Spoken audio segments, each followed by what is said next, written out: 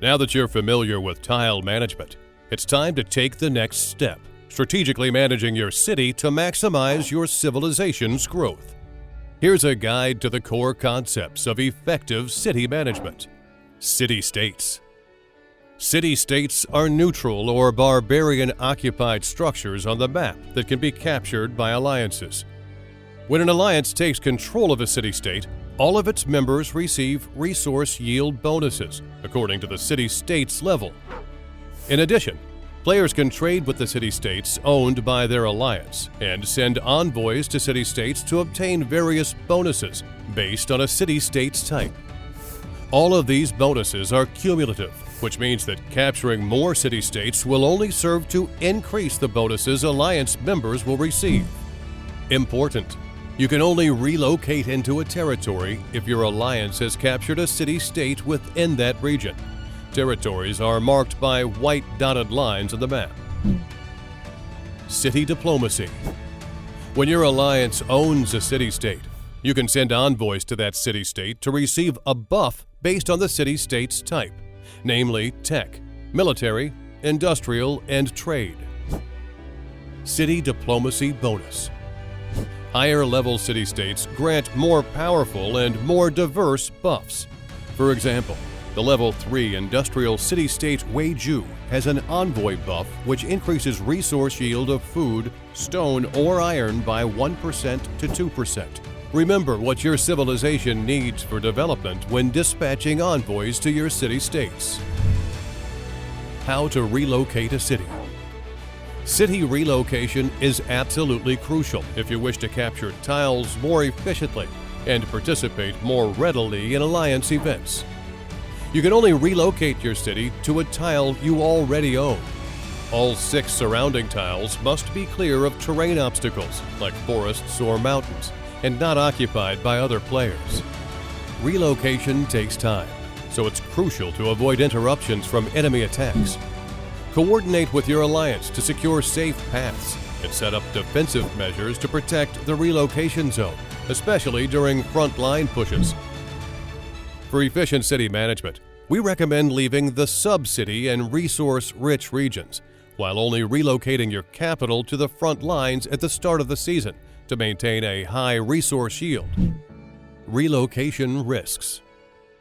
After relocating a city, there are several important factors to be mindful of, including the cooldown of relocation.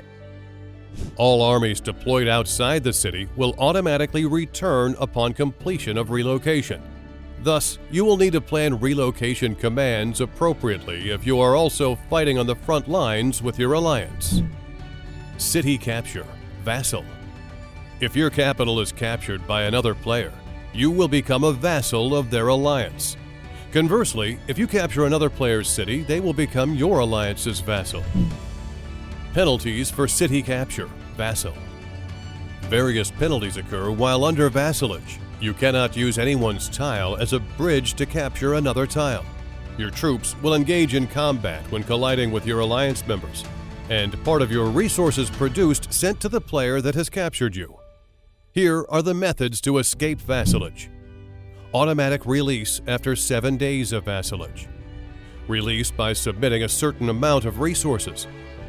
Joining the alliance that captured your city to gain freedom. Have someone from your alliance capture your city to rescue you. Instant freedom at the cost of respawn in a random location in your starting region, limited to once per 7 days. Sub-cities. Now let's turn to sub-cities. As you progress through Origin quests, you will unlock your one and only sub-city. Your sub-city has similar buildings and features as your capital, such as the library, which increases your ruins limit in training militia for armies deployed in the sub-city. The sub-city can also be relocated to an eligible location, regardless of the capital's location. By doing so, you can expand the range of resource production or participate more efficiently in alliance battles or sieges from distant locations.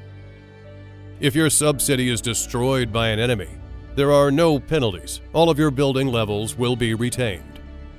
You can rebuild it again on a captured tile at another safer location. Reconstructing your sub-city will require resources. Sub-city restation.